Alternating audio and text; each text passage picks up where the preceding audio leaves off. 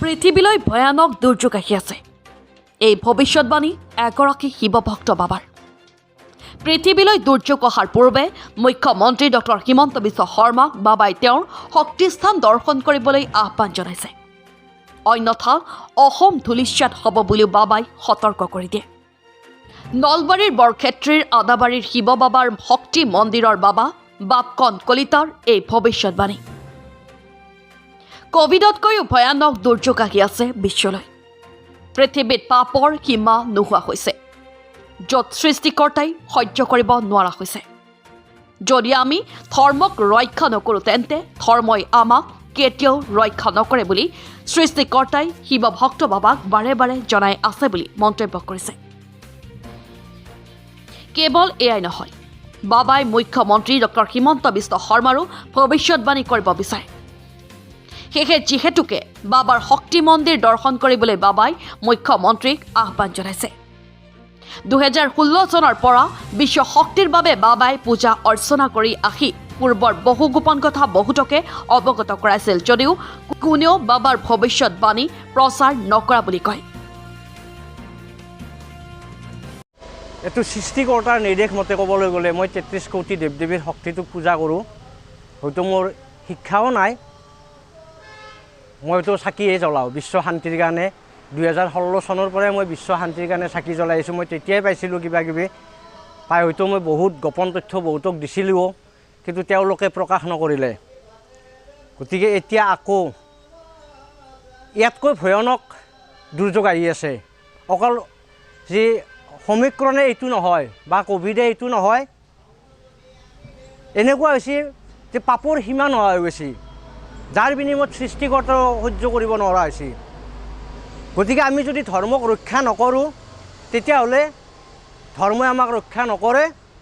আৰু তেওঁ মোক বাৰে বাৰে জনাই আহিছে যে ইয়াতকৈ ভয়ানক দুৰ্যোগ আহি আছে।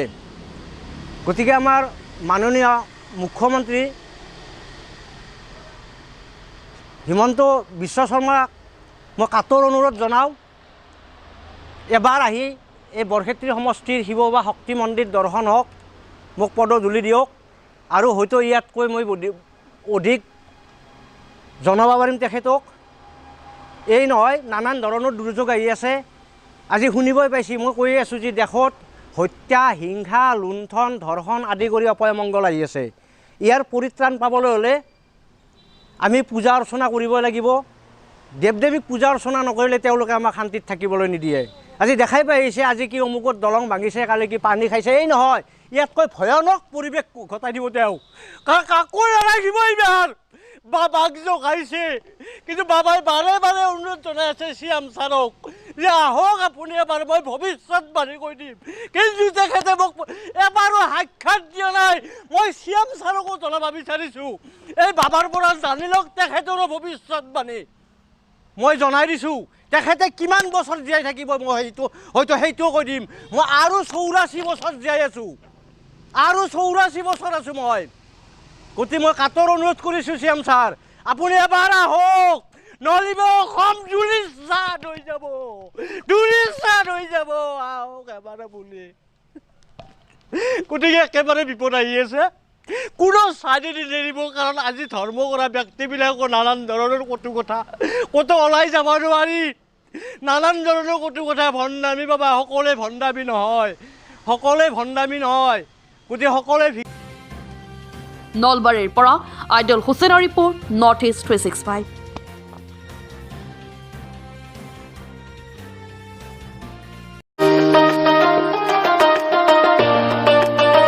চন্দন জুৱেলাৰ্ছ, আমাৰ ইয়াত উৎকৃষ্ট মানদণ্ডৰ 22 কেৰেট হ'ল মাৰ্কৰ সোণ আৰু লগতে ৰূপৰ গহনা তৈয়াৰ কৰা হয়।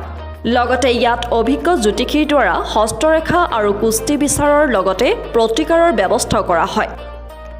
আমাৰ ঠিকনা চন্দন জুৱেলাৰ্ছ, বীৰ মাৰ্কেট, জাগিৰোড, মৰিগাঁও, অসম। দূৰভাষ 9435648628 আৰু 9085726736 60031796999।